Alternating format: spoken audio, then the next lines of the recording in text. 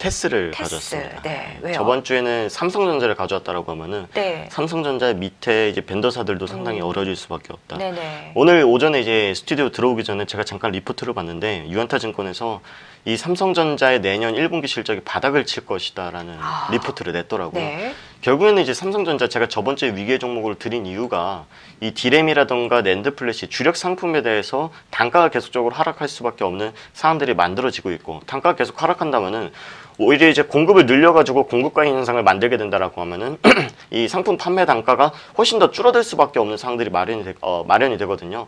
결국에는 삼성전자라던가 SK하이닉스가 이제 증설이라던가 투자를 적극적으로 할 수 있는 사항들은 아니다. 기존에 있었던 네. 캐파 가지고 열심히 이제 활동을 해야 되는 부분들이기 때문에 전공정이라던가 후공정 업체들, 특히나 이제 테스 같은 경우에는 웨이퍼 공정이라고 하는 이런 전공정 업체거든요. 그러니까 반도체를 이 상품화하기 전에 이렇게 공정을 해서 만드는 업체예요. 네. 그러다 보니까 주요 고객사 삼성전자, SK하이닉스의 실적 전망치가 어둡다라고 했을 때 테스의 경우도 좀 전망치는 밝지는 않다 이렇게 좀 말씀을 드리고 싶은데요. 제가 차트를 보면서 간단히 말씀을 드리면요.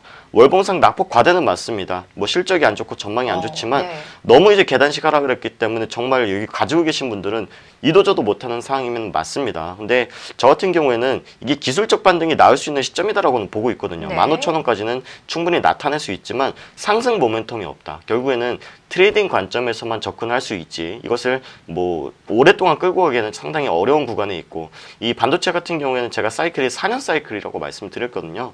결국에는 2017년도 고가를 형성하고 여기에 대해서 주가라든가 기간 횡보가 나타났을 경우에는 상당히 오랜 시간 걸릴 수가 있기 때문에 여기에 대해서는 테스라는 종목은 좀 보수적으로 볼 필요가 있겠다는 말씀 드리도록 하겠습니다. 지금 거래도 별로 없죠? 지금 거래량이 지금 안 보여가지고 화면에. 지금 오늘 거래량이 올려주시겠어요? 네, 오늘 거래량 같은 경우에는 5만 주입니다. 예, 5만 주고 이 시가총액이 한 2천억 정도 될 건, 2,400억 정도 됩니다. 지금 오늘 거래량이 5만 5천 주 정도라고 하면은 사실 엄청나게 적은 것도 아닌데 시장에서 상당히 소외됐다라고 해석을 하는 게 맞습니다. 네.